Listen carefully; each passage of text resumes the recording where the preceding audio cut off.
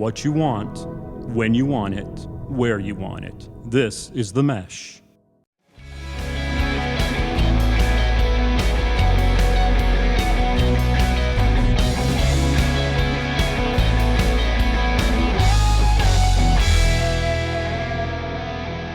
Hello and welcome to another episode of I Guess I'll Do It with Pat House, where I talk to comedians about comedy and all sorts of fun stuff like that. Today's guest I'm very excited to have here from America's Got Talent, More Women of a Certain Age on SHOWTIME, and she just recently taped her Dry Bar special, which I can't wait to hear about. Today I have Julia Scotti. Hello, Julia. Hello, Pat. What's going on? Thank you for being here. God, I was a little hesitant when I saw the title of the show. I guess I'll do it with Pat House. Yeah, well, the whole I guess I'll do it comes from that moment where you said, I guess I'll do it, meaning trying stand-up. So that's pretty much what it all, because we've all had that I guess I'll do it moment. So that was that. For me, it was, that's how I got married twice. So it's, I'm not doing anything anymore. But how are you? Good to see you again. I'm doing very well. It's been quite the year, but we're trugging along. And I saw you recently taped a Dry Bar special, which is awesome.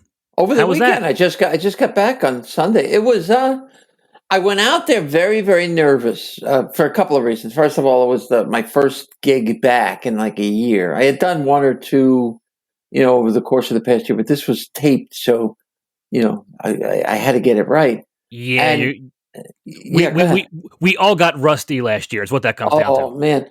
Well, plus you have to be super squeaky clean. I mean, like, I'm not dirty to begin with, but you got to be. You can't even say, "Oh my God" on this. I thing. know. You know what? I do not have a dry bar. I have friends that have, but I've performed at Wise Guys in Salt Lake City, Utah. And I remember talking to some Salt Lake City and Utah comics, and they were talking about Mormon crowds, and I was just amazed at some of the stories they were telling me.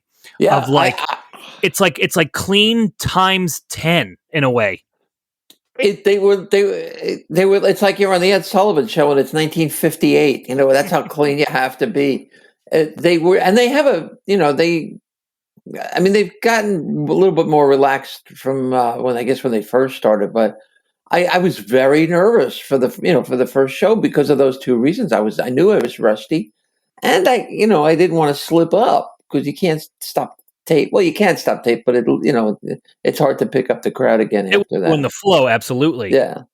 So were you always a clean comic? No, I mean, I'm not. I don't think of myself as a clean comic. I'm not I'm not the Andrew Clay type dirty, but I mean, I'm not. I'm saucy. Okay, that's a great word for it. So I like starting off by talking about how I met my guest. And I don't remember where we've met. You and I have crossed paths a couple times, but I was thinking about you and writing some notes for this episode. And I do remember the last time I saw you. I did Lancaster? Was it Lancaster? Oh man. I remember that. We had two shows in one night. The first show was fine. They were fine. Yeah. But the late show were so bad. I don't know if they were dumb or just not interested, but I remember, and I felt bad. I apologized to you right away. I came off stage. I do remember that. At the end of my set, I stood on stage and I said, normally at this point of the show, I thank the crowd, but I have nothing to thank you for. And I walked off stage. I remember. I think it went a little bit better for me than it did for you, but I remember that night pretty well. Yeah, I apologize for that. I've never left a professional paid gig on a note like that, but I hated them and I wanted them to know it. Oh, I think they knew. Yeah, because I do this thing too. Sometimes if I think they're dumb or if they're not meeting me at a level I want them to meet me at, I will pause after each joke and like stare them down. And sometimes I even say like, just so you know, it's not me. Like I'm not being an asshole, but it's not me. Which works for breakups too. Yeah, it's not me, it's you. I remember. So I grabbed. I do remember it. Yeah. I grabbed my belongings, like whatever I had with me, like my notebook or whatever, and then I walked out. And you were doing great, and I just could not get to the car fast enough. But I remember I said goodbye to you. I was like, "I'll see you later. Have a good show." Like. Oh, I've gotten that one where, had shows like that where I'm fighting back the tears and I go, please just let me get out to the car so nobody sees me. Oh, just yeah. erupted in crying. It's easier in the winter when you can put your hood up. Yes. Well, especially in the beginning, I when I used to work in the showcase clubs in New York, and there was one particular owner who was at a club called Good Times, which was the most misappropriately named club ever because there was none of but so many people, we all got started there. It was a B club, and Where was this? it was on 33rd and 3rd, I think. 33rd and 3rd, somewhere in the east side and on 3rd Avenue. And the owner, Rico, looked exactly how he sounded, and he just would heckle us. And I remember one night in particular, I had a horrible night, and he just was on stage. He was just heckling me, and I left, and I was crying. I was literally crying in the car on the way home. It was awful. Heckled from the owner? Yeah. What a dick. That's not even something that happens or should happen. The punchline. I had a bit that I used to do about a local sportscaster in New York and he was calling World War II. That was as a sportscaster. Uh-huh. Anyway, the closing line was Allies 2, Nazis nothing. And that was the final score. and he yelled out, he's sitting right in the middle of the club. What was it? Audience 2, comic nothing. That's how it went. And wow. I just was like, wow, man, what a douche. Wow. So your night up in Lancaster was nothing compared to some of the nights I've had. That same club. I'm sorry, go ahead. Oh, no. I mean, we all have nightmare nights. I love when people on the podcast share a horror story or two. But that night was one of the first nights I didn't get combative, but I just repeatedly let them know how terrible they were. Well, I did think I've done that once, but that same club, not too long later, there was a big picture window behind the stage. There was a little bar club with a riser, but picture window out onto the street. And I'm up there one night, and all of a sudden, my jokes are getting big laughs where they never did before, right? So I'm like, wow, I must be getting better. Look they're laughing at everything. Until I finally turned around, somebody pointed to the window. I turned around, and there was some guy taking a whiz on the plate glass window. So I had to compete. Was his whizzing appropriately timed to your punchlines? Like, was he helping you out? He was just really enjoying the whiz. Nobody beat that whiz for him. So I recently rewatched your America's Got Talent set. And by that, I mean recently, I mean about 4 hours ago. So today. And in that, you said you started comedy at 28? Yes. All right. Yeah. So this is the whole podcast is the backstory. So what was your comedy interests in the, leading up to stand up, or just your own interest as a fan when you were younger? I was a musician. I was a drummer for most of my life. I love it because I've been playing guitar since I was 7 or 8. Joe DeVito was a musician. So many comedians have come out of Gary Delaney. Yep. So many comedians have come out of music. Yeah. And because they're very similar. I mean, comedy is very lyrical. It's very rhythmic. So the similarities are terrific. And I was okay. I'm making a living playing drums. I was, but I wanted to be up front. I always harbored this secret desire to be a comic, to do stand-up. And I didn't know how to do it.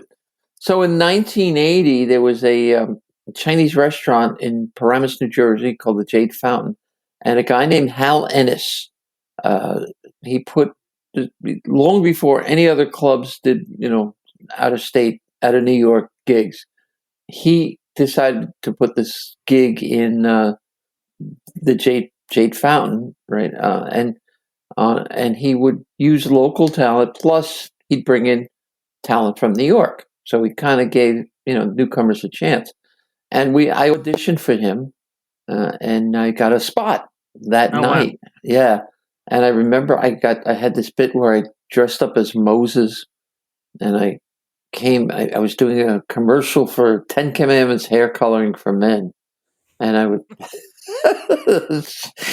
come from the back of the room, and I had a robe on, and it was really a long way to go for a stupid joke. Tablets? Did you have I did. I had but they were made out of cardboard. I had tablets, and It got a laugh, and that's all I needed, really. I mean, it's tie me off, spike in my arm, I'm done. Yep, that first laugh is the hook, line, and sinker. Yeah, you're done after that. There's no going back. What kind of a band were you in, or bands? I did some wedding stuff. I was a jazz, right? I love jazz, and so I made a lot of money doing that. I had a lot of talent for doing stuff that would make me absolutely no money, but I worked. I worked cocktail lounges and stuff like that. I did whatever I had to do to make a living. Well, it's still cool you made a living as a musician before comedy, because that's still very hard. Hard. Let's put it this way. I had to augment my income as a musician. I mean, I worked day gigs too. And I did day gigs as a comic when I first started, because it was, there was nothing out there.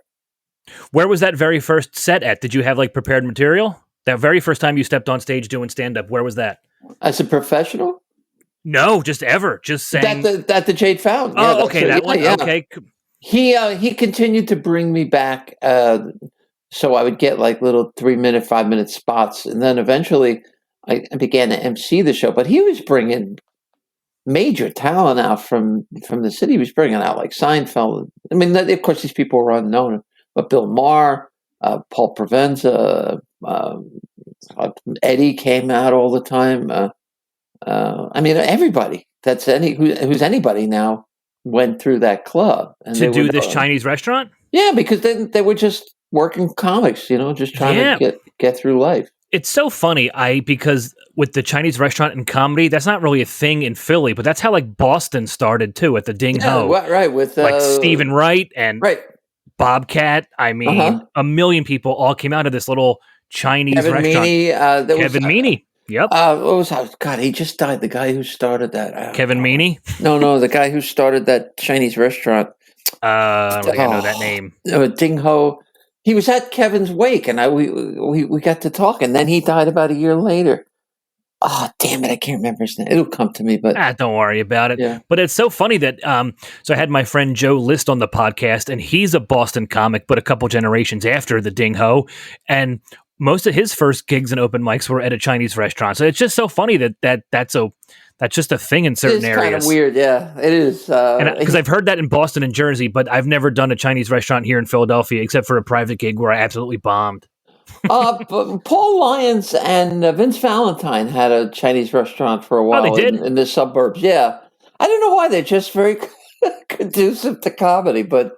Was it in Wayne by any chance? Remember if it was in Wayne? It may have been. I can't remember the name of the place. But... That's where I bombed at a Chinese restaurant. It was like a small corporate event, and I upstairs. Bombed. Was it upstairs? Did you have I think so. Yeah.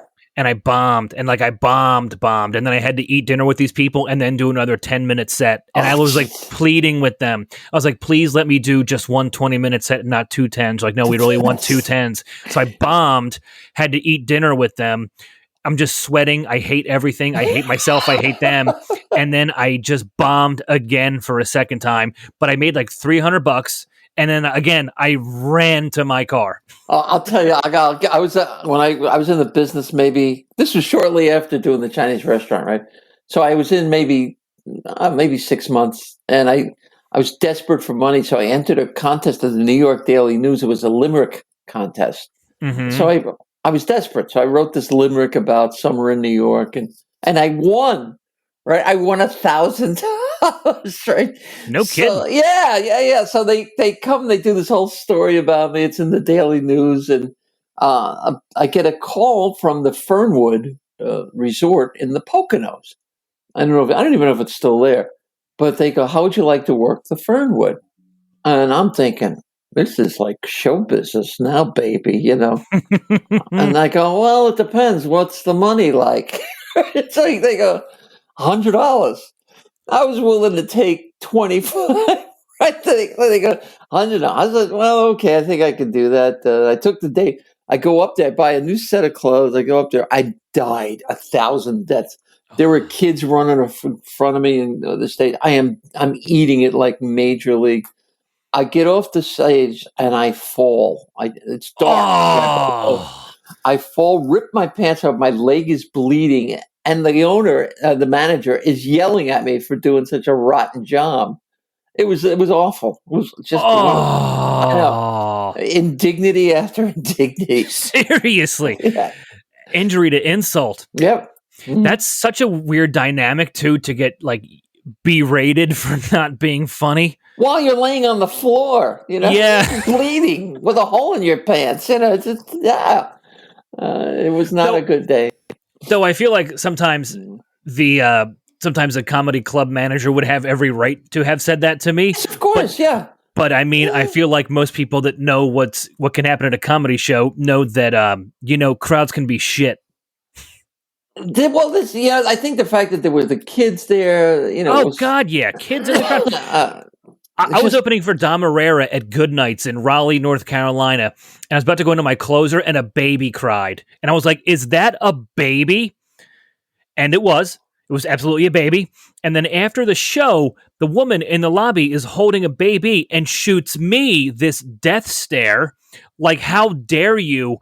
Like, I brought a baby to a comedy club and not her. Yeah.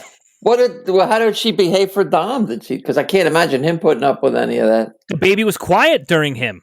I don't know what happened. Baby just realized baby was tired of me. She knew I was getting around minute 23, 25. I was like, I'm done with this guy. Oh, man. On your website, I saw you have a picture of a comedy show lineup that says Eddie Murphy, Seinfeld, Gilbert Gottfried. Do you remember that show? That would have been one of the Chinese restaurant shows. Oh, very cool. I do remember that. I remember those shows, and I remember that very likely was one of the lineups. If you notice, that same piece of paper showed up in Seinfeld's Comedians in the Car and Getting whatever the hell it's called, Getting Coffee. It came from Jackie Martley because Jackie was the MC. And so, very cool. So Jackie had sent me a copy of it, and I had it, and I had put it up like long before Seinfeld put up because I thought it was just cool because they spelled Seinfeld's name wrong.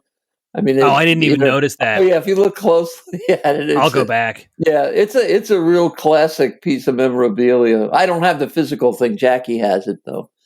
I love stuff like that. I have a whole like box of stuff from me over the years, and I mean, some people that I worked with or opened for or worked alongside, are super famous now. Right. Some are no longer with us. So like I save almost everything. It's really cool to look back and see like, oh my God, we did this shitty bar show, but he's on SNL and she writes for whatever now, Yeah, I somebody told me, and I don't remember who it was, that we had done a show up in someplace up in Pennsylvania, I don't know what, some town. They said, "Do you remember who the MC was?" I go, "No."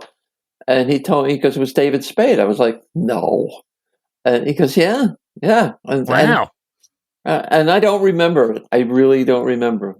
Well, it's hard to remember them all. I mean, as comics, I don't think people realize how often we get on stage, especially in our early days. Yes. So, like, I mean, I consider myself to have comedy autism, so I remember a lot. But I mean, if we're talking like bar gigs and open mics from the early days, a lot of that shit escapes us. Oh yeah, and rightfully so, because it's so traumatic. You don't want to remember it. It's like for the most part, yeah. I remember there was a club in close to New Jersey. It was a Sunday night club. It was just awful, and a lot of the New York Yankees lived in that town because it's close to the Yankee Stadium, and every Sunday, Craig Nettles, Sparky Lyle, and I forget who the other one was.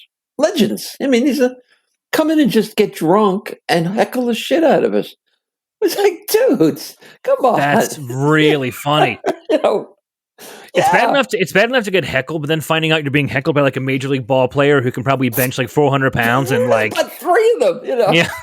I was like, and I loved all three of them as the Yankees, and it's just like, come on, don't ruin this thing for me. I want to.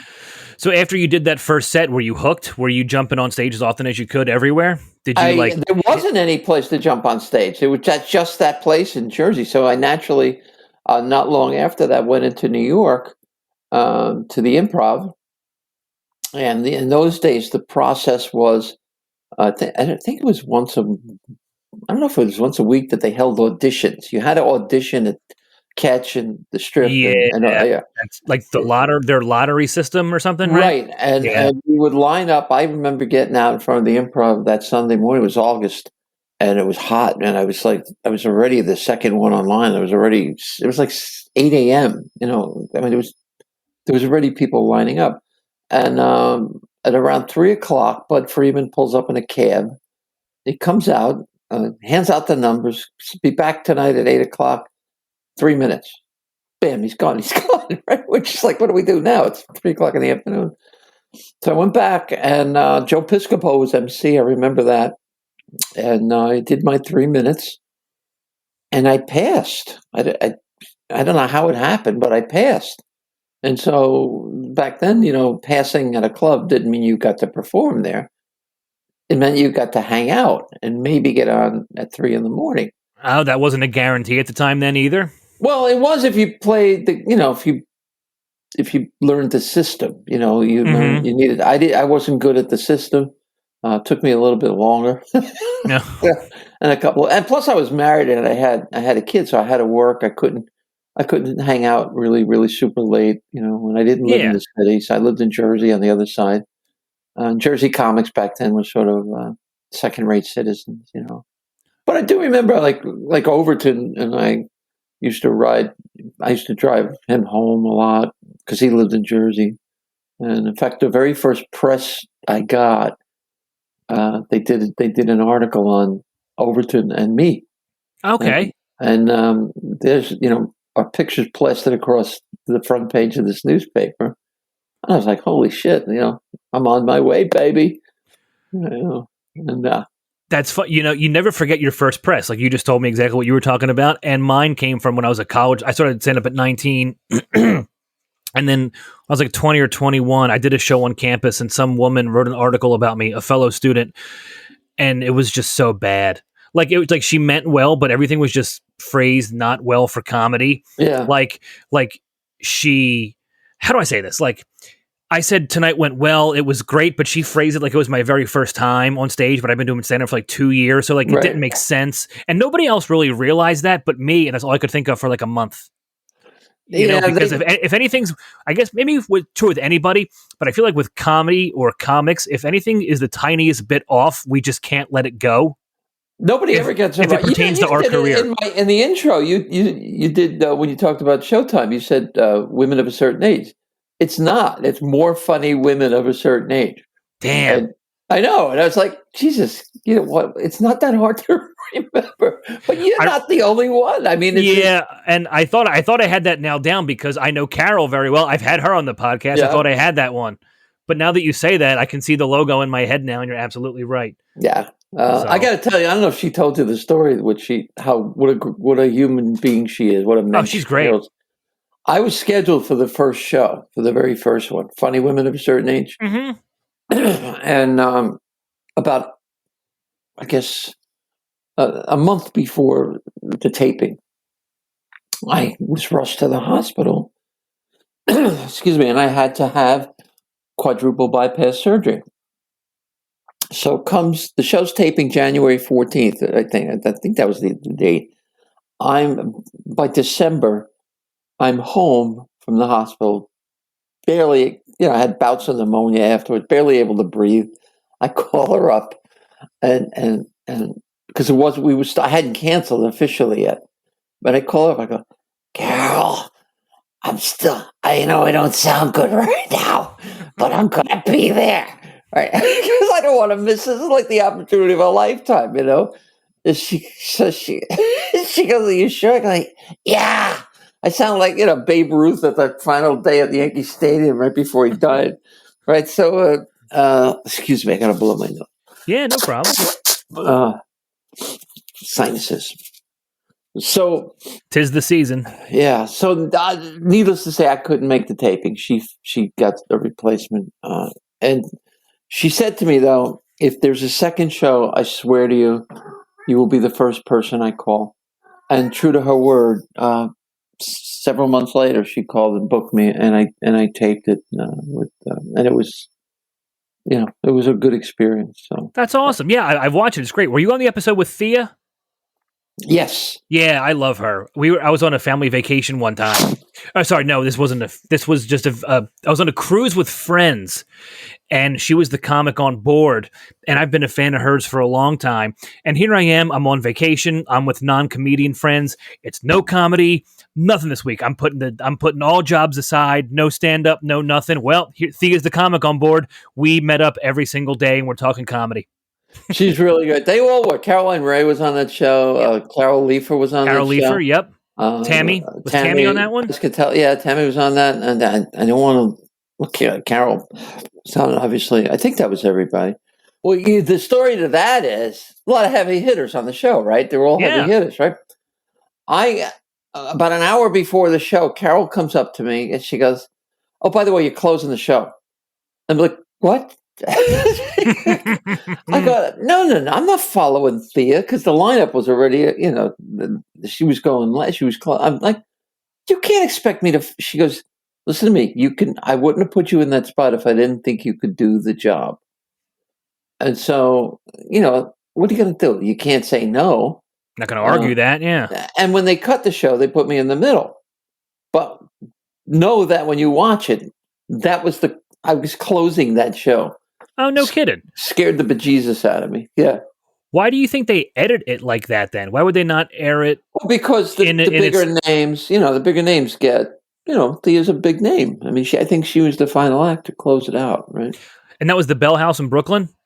Yeah, what a great night that was. Oh, it's a beautiful venue. I did one show there like 4 or 5 years ago, and it was beautiful. Mm. So that audience was fantastic. I'm sorry, go ahead. No. I was going to get back to your was it Catch Rising Star you said where you did your 3-minute audition for the lottery? Was that Catch you said? For the 3-minute audition where Bud Freeman. Oh no, that does the improv. That was the improv. Yeah, it was the improv. Uh-huh. Well, that's awesome that you passed your 3-minute audition because I have a note here to bring this up. Because it is so hard to be funny in 3 minutes. It's so hard. And for some comics, you can't even say hello in 3 minutes if you're more of a long-winded kind of person. But that brings me to my point about America's Got Talent, where you had 90 seconds. 90 seconds, yeah. And I auditioned for Last Comic Standing twice. Both went so fucking terribly poorly. And I How had much time did they give you? I think the first time I had 1 minute, like it was a flat 60 seconds. And at the second time I was like placed in like the second or third round automatically. And, I think I had a full 2 to 3 minutes and that one was camera. A little better. You were on camera. Yeah. It was, okay. I was in front of Greg Giraldo, Andy Kindler and Natasha Leggero. Both still went poorly, but I mean, it's so hard to be funny in 3 minutes, let alone in less time than that. And when you had your 90-second audition, that it was fantastic. The when you go to do the audition just for the show, when you go to the cattle call, where I had what they call an appointment audition. They kind of reached out to me and I wasn't going to go. And Kathy Caldwell, who was managing me at the time, was like, "Oh, I know Kathy." Yeah, well, she was. She goes, "What the fuck is wrong with you? They're practically handing it to you." So we got in the car, we drove out to Queens, and it was Queens College, and in this auditorium, there was one guy on the stage, way in the back, and with a table, and he's got a lamp, and you had to do the 90 seconds in front of him. Now his head is down, and he's writing, and you're doing this 90 seconds. You're going, "This is not going well." So I did it anyway because he's not laughing, he's not responding, he's not reacting. Little did I know it was a test, so I just plowed through, right? Because I've worked Jersey gigs, I know what it's like not to have anybody pay attention. Yes, right. And I'm there all weekend. I'm in Jersey all weekend. Yeah, maybe I'm there all weekend. So the next thing I do, I'm getting ready to go, and he's British. This guy, a lot of Brits on that show. He said, "Excuse me. Would you mind waiting a second?" And the next thing I know, somebody's leading me and Kathy into another room. And there's 5 people there. This, which I found out later, was the executive production staff, Mm-hmm. And I did the same set. This time, they're laughing like crazy. And I'm like, what the fuck's going on here? And they're all Brits too. And they go, "Would you go into this next room?" So I go into the third room. Now I'm sitting there. This girl says, "Come sit with me, please." And then she starts asking me all these questions. And I was like, wait a minute. I said, "Wait a minute. I got to ask, what is going on?" And she said, "Well, if you've come this far, there's a pretty good chance you're going to get on the show." I said, "Oh, okay." It hadn't sunk in. I didn't believe her anyway. I'm a comic. I don't believe anything. And, That's the truth. And a couple of months later, we got an email. Come on out to LA and tape the show, and that's how it happened. But yes, 90 seconds is, not a lot. No, not at all. Not I mean, a lot. when I was a brand new comic, like my first 2 or 3 years, like, I don't know, 1 to 3, 1 to 4. I was very one-linery, so I could probably do better with that then. But as I found my voice more and stuff got longer, like if you had told me to do 90 seconds now, I don't know what I would do. But then it wouldn't have been as big of a problem. That makes sense? Yes, because I'm not a one-liner either. I'm like a sort of a storyteller. But the problem with that is, and why that's bad for comics on those kinds of shows, is that you need to get to the punchline. And if they buzz you out, you're dead in the water. So I knew I had to get to the punchline. I had to build it enough that they were interested enough to stay with me to get to the punchline. So that was the problem. So did you basically pull apart your longer bits for the quick, shorter stuff? You just went to the drawing board and went right to it? Yep, exactly. And then we also laid out, well, all right, let's say I pass. What am I going to do for the second show? What am I going to do for the third show? We had it planned out right up to we figured I would get to the semifinals. Mm-hmm. We knew I wasn't going to get to the finals. I didn't even think I was going to get as far as I got. It was evident from the beginning that, you kind of know who's going to win. Nobody says it, but you kind of know. Is that under just because it's like reality TV? You think just kind of just the only thing real about reality TV is that it's not real. Exactly. I've heard that from so many people. I hate to burst anyone's bubble, and it's not like it's fixed. It's not fixed. They know, these people who win, they get voted on, but they tweak it so that you get those people who do win get a lot more exposure than the people who don't. Yeah. You had a good run. So, but I made it to the quarterfinals. I was happy. That's awesome. And then after that, I think that's when I started to know about you more, because you hit the road pretty hard after that, didn't you? Yeah, that's awesome. We did. That's where Tom and Genu and I taught from Omnipop. Oh yeah, Tom's great. Yeah, Kathy had to leave because she had to make a living. Where do you come off having to do that? And so she went back to radio.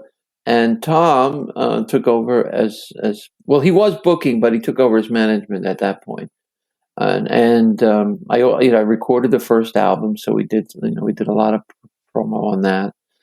And it's been sort of a cool ride. These, I don't know how many years it is now, like 5 years now since I was on, 5 or 6, 5 I think.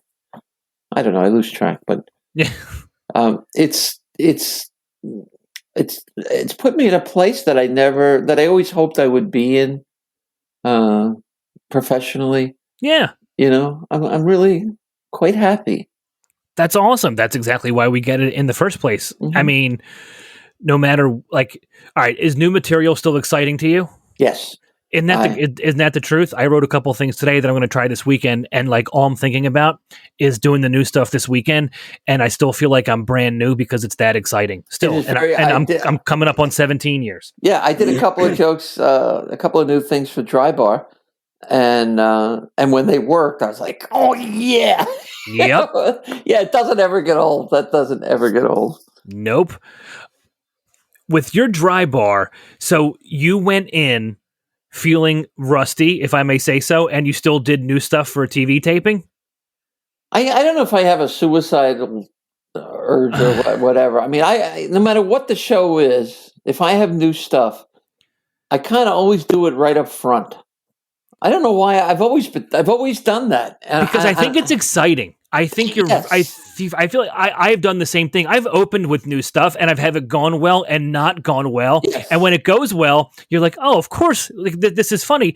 But when you open up with something brand new and it bombs, you're like, well, I'm a fucking idiot. It's kind of like autoerotic asphyxiation. It's exciting.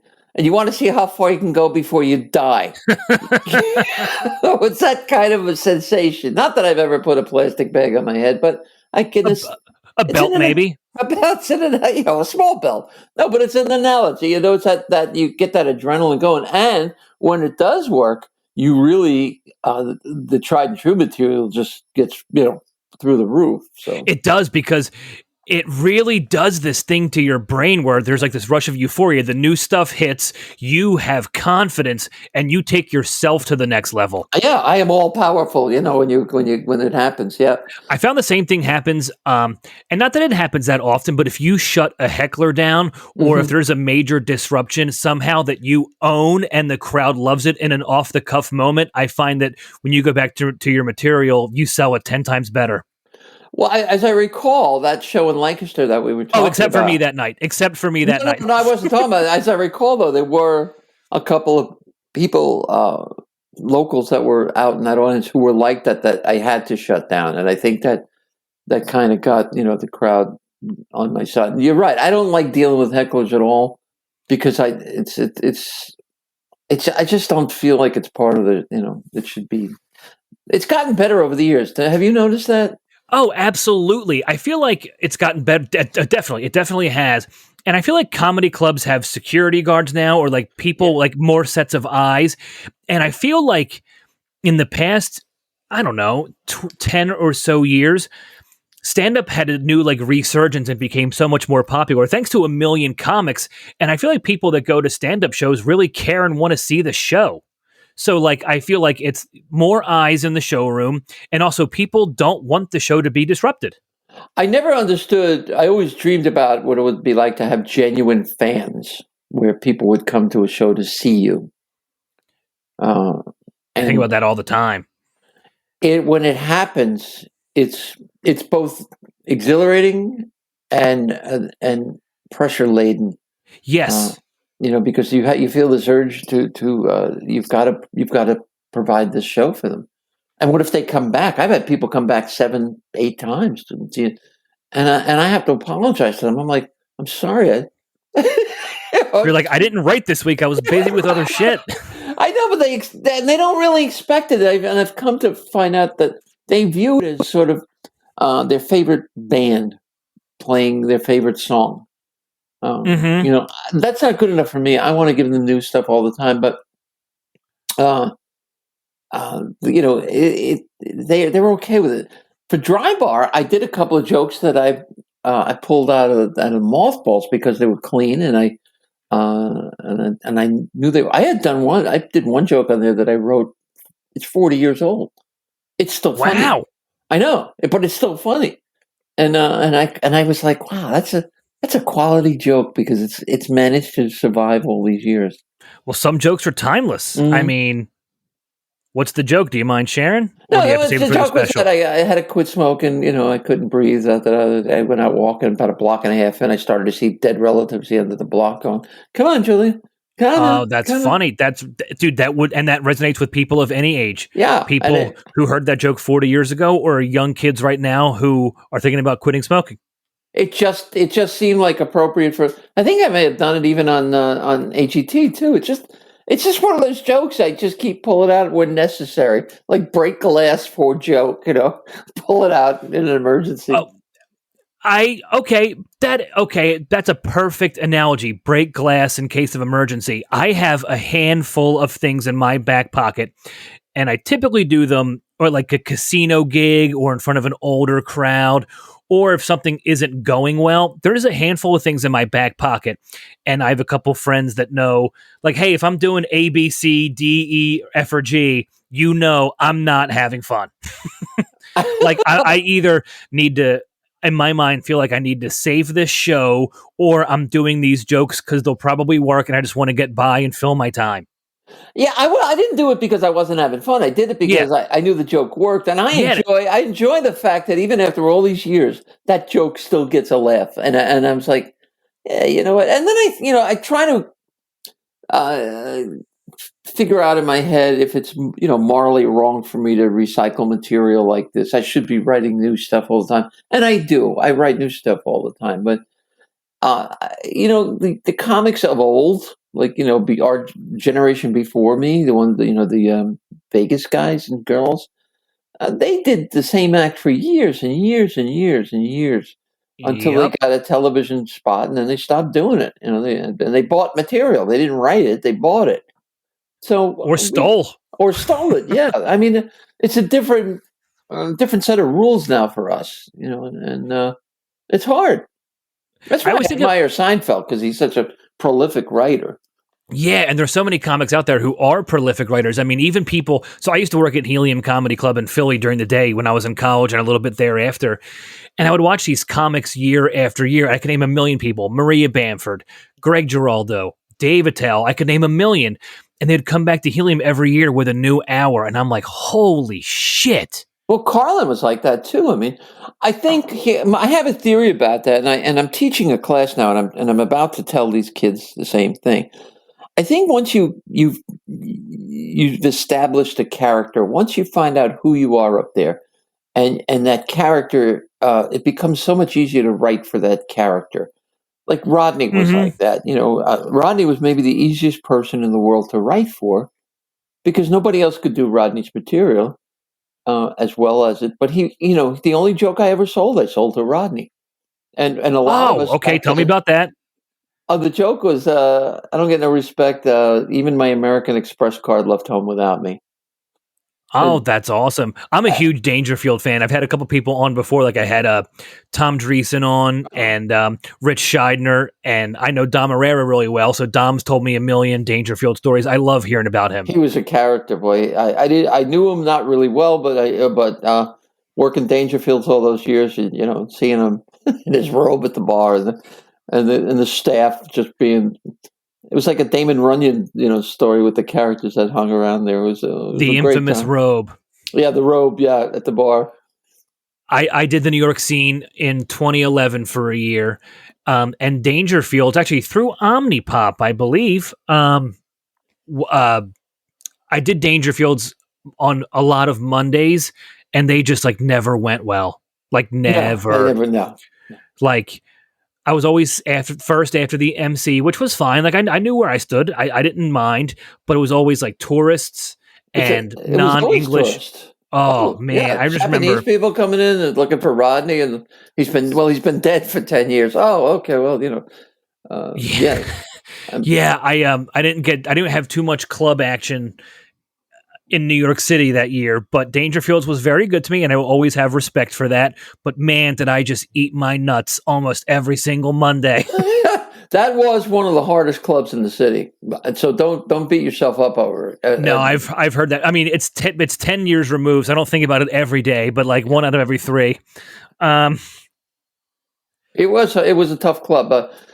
Prom season in particular was brutal. Just you talk about having PTSD about gigs.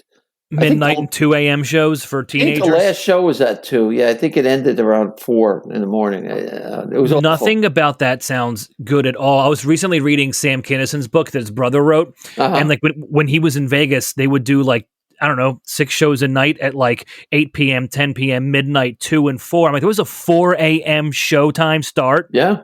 That's that sounds terrible. Well, time even for Vegas and Sam Kinison. Yeah, but that's, you understand, like Martin and Lewis did that back in the 50s too. I mean, that's the way Vegas is. Time doesn't exist the way it does outside of there. It's a weird zeitgeist out there. But I guess that's true. Just lately, I'm in bed before midnight. Yeah, so I mean even on nights. I mean, you can understand how people develop drinking and drug habits, because you call it downtime, and absolutely. People don't understand how much comedy is downtime. Comedy, if you're not on stage doing stand-up actively in the moment, you are waiting. Yes. You're waiting for the next show. You're waiting until tomorrow shows. You're waiting for your flight. You are just sitting. Comedy is 90% just hanging around waiting.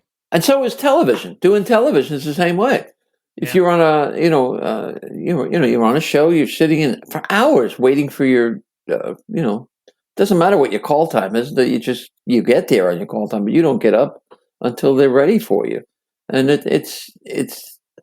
I mean, if you're smart, you make the most of that time. But after a while, I just did this airport thing. It was a quick turnaround. I went out to Utah on Friday, came back on Sunday morning. And that's quick for a West Coast trip. yeah. I mean, it would be different if it were like Georgia or something like that. But this was, I'm on the plane coming home, and I was like, I'm too fucking old for this.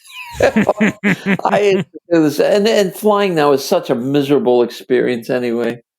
It just, You know, I have a couple jokes about it. I'm not going to do the jokes here, but I've flown a couple times during COVID, and I love it. There's less people flying. I mean, wearing the mask is kind of annoying, but we're used to it now. But there's less people flying. not anymore. They're all coming back.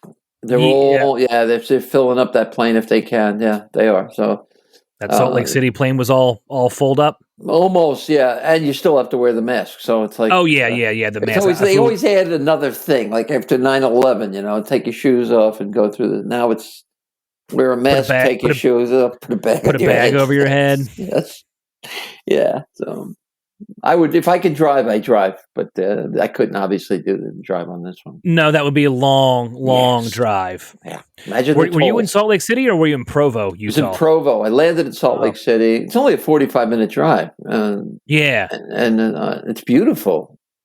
It is. I saw the one picture you put on Twitter or Facebook, I forget, but just beautiful snow-covered mountains and a blue sky. It's my favorite view. I said it looked like Bob Ross painted it. It did. It's just absolute clear, cloudless sky. I'd never seen anything like that. It was incredible. It's beautiful out there. Yeah. So I was in Salt Lake City a couple years ago. I was doing Wise Guys, and I have a family friend that lives out there, and we went up to Alta, Utah for the day, which is only 30 minutes away, but there's 12 feet of snow up there. There's nothing on the ground in Salt Lake City, but 12 feet of snow up there. And it was one of the cool, I'd never seen snow that high. It was wild. There was like that. I did a tour through Arizona, and I had to go up into the mountains to an Native American casino thing, and I went from desert to snow. I got caught in a blizzard going up this windy mountain road. I go, I'm going to die, I'm never going to get out of here. I've never seen anything like that though, where the weather could change so radically in the course of a half an hour. Was that near like Death Valley, California? Because it fluctuates like crazy in that part of the country. I don't know if it was Death Valley, California. No, I remember we went up to, I wish I could remember the name of the casino. But we had to go up a mountain. I remember there was a lot of pine trees and stuff when we finally got there. We went from this red desert clay, kind of just lifeless cactus-filled wasteland, like Mars. Yeah, to snow and pine trees and, beware of elk signs crossing the road. And it was weird. How's the rest of your calendar looking this year? Is stuff coming back for you? I think I'm finally going to get off unemployment in June. That's when we've got the movie on my life, Julie Scotti, Funny That Way. I was going to ask about that, but I kind of wanted. I didn't know if I should ask you. I didn't know where that stood. I can talk a little bit about it. But good. All right, but then tell us about that. It's scheduled for general release June 1st on demand and all. It's going to be obviously can't be in theaters yet, but and so they're scheduled. They booked me. They kind of skipped over May and they booked me like throughout the month of June to promote it. And hopefully we're doing a lot of PR. They got a PR firm that's supposed to be booking me on. So you're doing mostly comedy clubs. Like you hitting the road locally or all over the country, or no, all over. We're open. I think the first week or so. We are doing it. We're doing a weekend, a Thursday, Friday, Saturday at the Stress Factory in New Brunswick, which is that's where I am tomorrow and Saturday. Okay, say hi to Vinny if he's there. Because we shot a lot of footage there, and the club is featured prominently in the That's movie. A great room for it, too. Yeah, it was. It was a great room. Yeah, I filmed a couple things there just for personal use, but I mean, it's like tight, it's intimate, it's low ceilings. Like you can really hear the crowd there, too. Yeah, well, Vinny was smart. I mean, I remember when he first opened that place, he actually had, the club was across the street at the hotel originally. Yeah, the Hyatt right over there. The Hyatt, yeah. And I remember when he was opening this place. And when the first time I was in there, I was, wow, this is perfectly designed for comedy. So he's a smart man, Vinny Brand. Yeah, he's always been very, very good to me. Good. Yeah, he's a good guy. Yeah, I was the house MC for him from 2007 to like 2011. So for 4 years, I was there like 2 weekends a month hosting. And I learned a lot, and I worked with a lot of cool people. It was probably the best one of the best learning experiences I've ever had. He gave me a lot of stage time. That's the thing that's missing about with the club scene in New York now. We got, we were talking earlier about you'd pass auditions, but then you'd never get on. But you had this wonderful training, this school you were going through. We sit there night after night and watch these legends who are now legends, but young comedians building their craft, and you're going, wow, I like that. I like what this person did there. And you would learn so much about it. And so you are lucky to have had that experience. Yeah. Yeah, I feel very lucky. I mean, yeah, I feel very lucky that I had a club take me under their wing like that and really use me all the time. Well, you're a funny guy. I mean, I've always enjoyed, the couple of times we worked together, I always found you to be really clever. Thank you. I appreciate that. Yeah. We'll have to work together this year. Yeah, absolutely. I'll work. Yeah, anytime. We'll put something together in Jersey or something. You're still in Jersey, right? I am. Yeah. We're going, starting to go on the road a little bit. We booked Richmond and a couple other places. The road. I have to be kind of careful where I'm going these days because being trans in this country today can be a scary experience. So I won't go to the deep south. I just don't feel comfortable working down there yet. It's a weird situation. Mm-hmm. Now, do you have markets where people are going to come out and see you? Like, do you have people from certain cities telling you, come here, come here?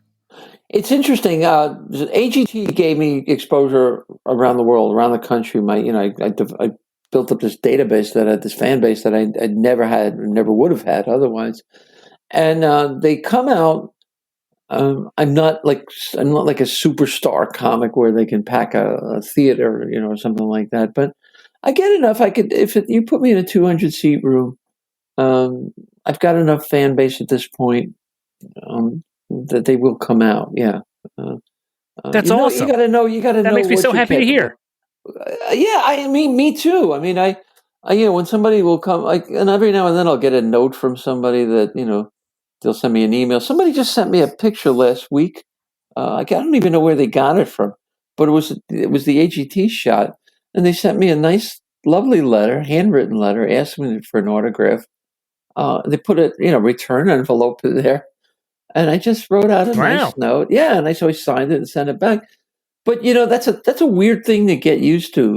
Like much like getting recognized on the street is weird. I mean, it's the thing we all dream about. But when it happens, you go, "What the hell's going on? This is a setup, right?" It's like candid camera. What is this? Yeah. I mean, no, I'm not getting recognized on the street often by any means, but it has happened before, especially like around Center City, Philadelphia, where I work at Helium. People see me.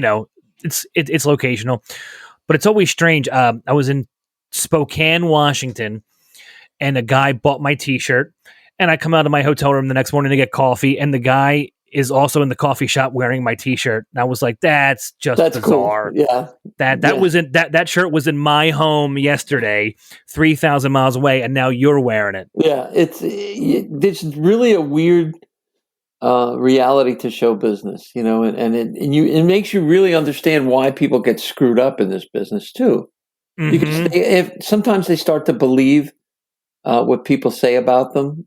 People call you a genius. People tell you the greatest comedian ever lived. Yada yada yada yada. And you start going, never heard either one of those. Nobody's ever said either one of those things about me. But but you start to go, oh, they must be right. They must be right. I'm fortunate that whatever success I've had came late in life, and I realized that it's all bullshit. I mean, I'm grateful for it, but it's not real. It's not real. It's just not. It isn't. I love the fact that if somebody comes up to me and or somebody sends me a postcard in the mail for an autograph, it's a wonderful feeling.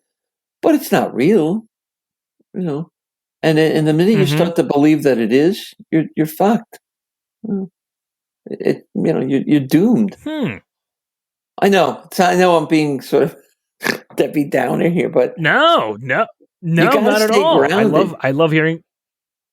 Oh, absolutely, and I feel like comedy does that for you because I feel like the instant you kind of feel happy about something, some crowd's going to shut you down. So yeah, comedy gods are like that. We all know the comedy gods. You could have a standing ovation, and you'll walk around, cock of the walk, and then the next show is like, get off the stage, you suck. I know. Look, when I want to be humbled, I book a show in Lancaster. Oh boy. So let me ask you this: you told me about the show where the guy berated you and you fell and you ripped your pants and he was giving you shit while you were still on the ground. Do you have any other horror stories that still make your skin crawl when you think about it? Oh well, not now. I laugh anyone. There was one. They used to Garden State Art Center, which is now the PNC Art Center. It's an outdoor amphitheater. It's a 5,000 seat outdoor thing. Back in the 80s or 90s. Both those two, right there, outdoor and 5,000 people does not have comedy written all over it. Well, I get booked on this thing. Well, but they had big names like Sinatra was there, and I mean all these gigantic. Santana was there. I get booked on the show. And I said and I'm thinking, oh man, this is it. I'm the new Tom Dreesen. I'm going to wind up going on tour with Tony Bennett or something like that. So I said to the agent, who shall remain nameless, I said, well, who am I opening for? And he said, Bugs Bunny on Broadway. I said, well, what is that? I thought it was the puppets with the big heads, going, ah. It wasn't. It was the Warner That's Brothers. What I pictured. Yeah, but it was the Warner Brothers Symphony Orchestra. And they would show the cartoon, and they would play the musical soundtrack to the cartoon. It was very cool, actually.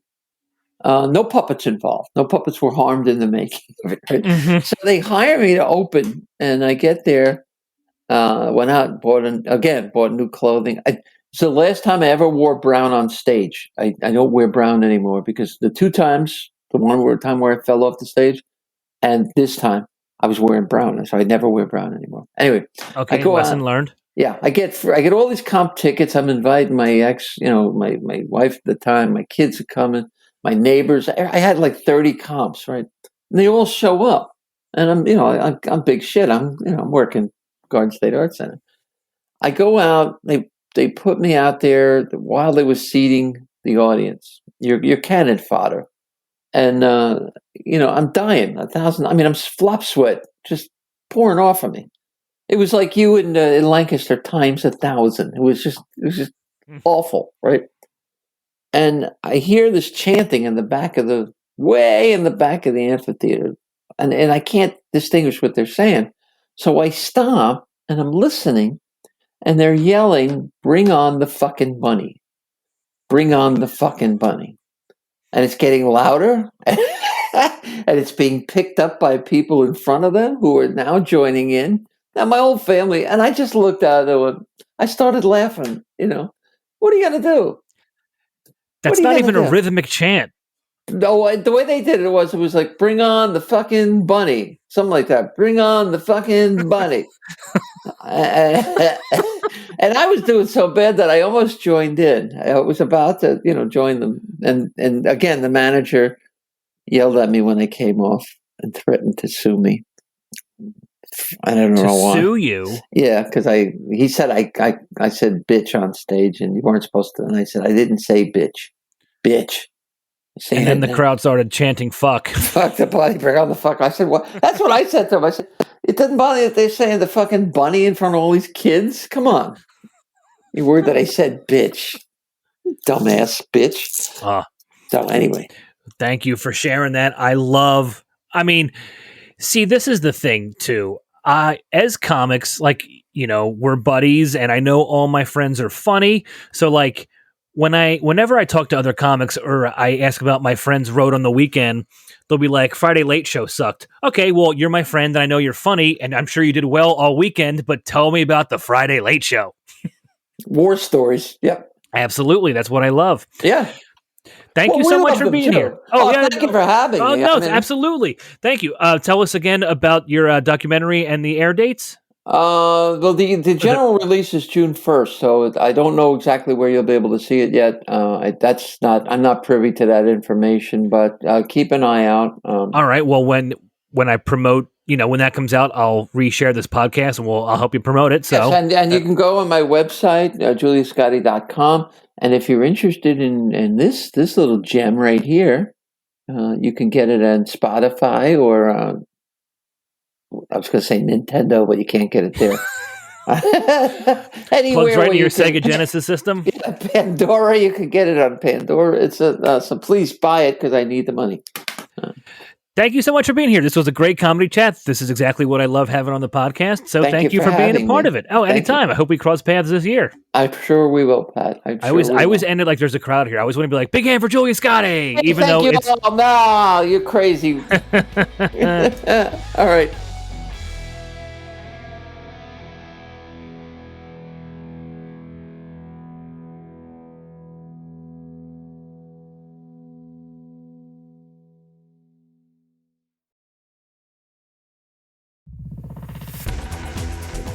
You've been listening to The Mesh, an online media network of shows and programs ranging from business to arts, sports to entertainment, music to community.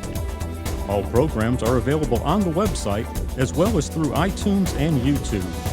Check us out online at themesh.tv.